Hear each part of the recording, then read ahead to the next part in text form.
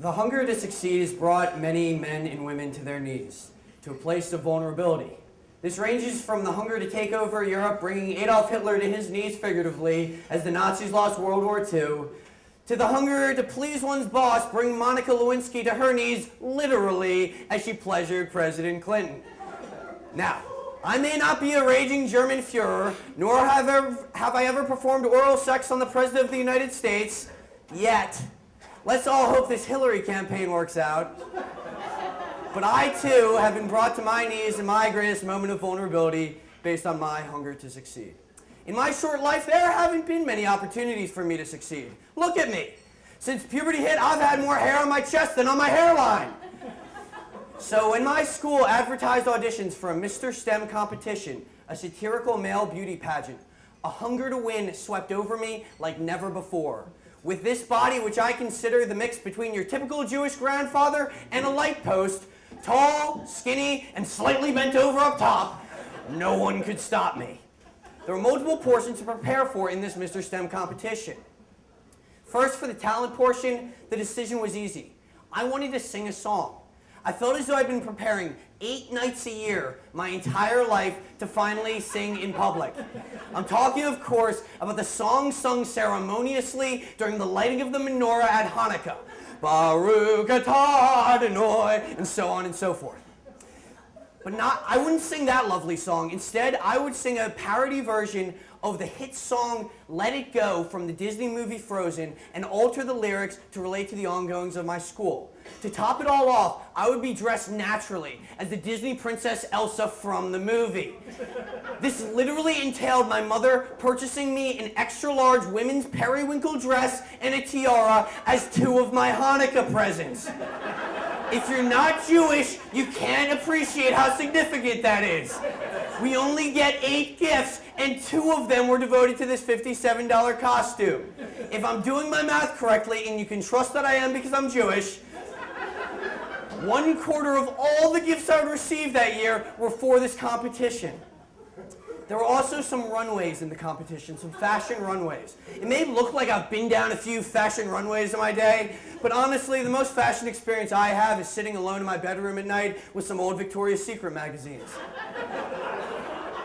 One of the runways was the formal wear runway. For the formal wear runway, most of the contestants decided to go with their girlfriends as an escort. But since the number of girlfriends I've had is equal to the number of Super Bowls the Philadelphia Eagles have won, 0, I decided instead to walk down the runway by myself with Celine Dion's exquisite rendition of All by Myself reverberating magnificently in the background. But we pushed on because we had the hunger to win.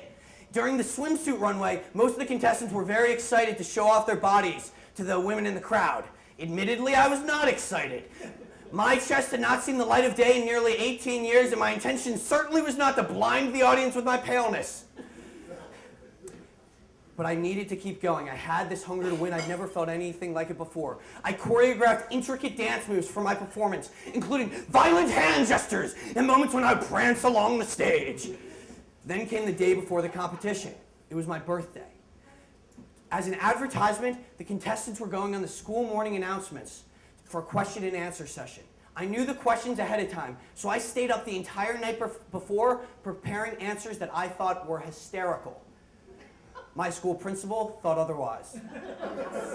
I went on that next morning, described my birth in explicit detail, made comments deemed racially insensitive, and told a certain first kiss story. My co-anchor had his head in his hands the entire time, and within hours I was in the principal's office alongside my parents rewatching my performance. I hadn't seen my mother that horrified since she nearly burned down the house making matzo ball soup. My father looked even more disappointed in me than the moment he first saw me attempt to throw a football and realized I was not the quarterback he had hoped for. And in that moment, I was permanently banned from my school's morning announcements and kicked out of the Mr. STEM competition.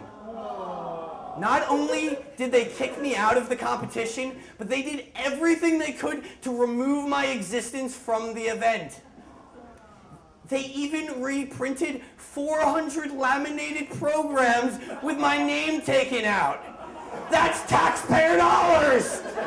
But folks, What we can learn from this is that although a certain hunger to win is important, if that hunger forces you to make inappropriate comments on your school's morning announcements like me, to try to kill an entire race of people like Hitler, or to suck your president's genitalia like Monica Lewinsky, you're probably going about it the wrong way. Thank you.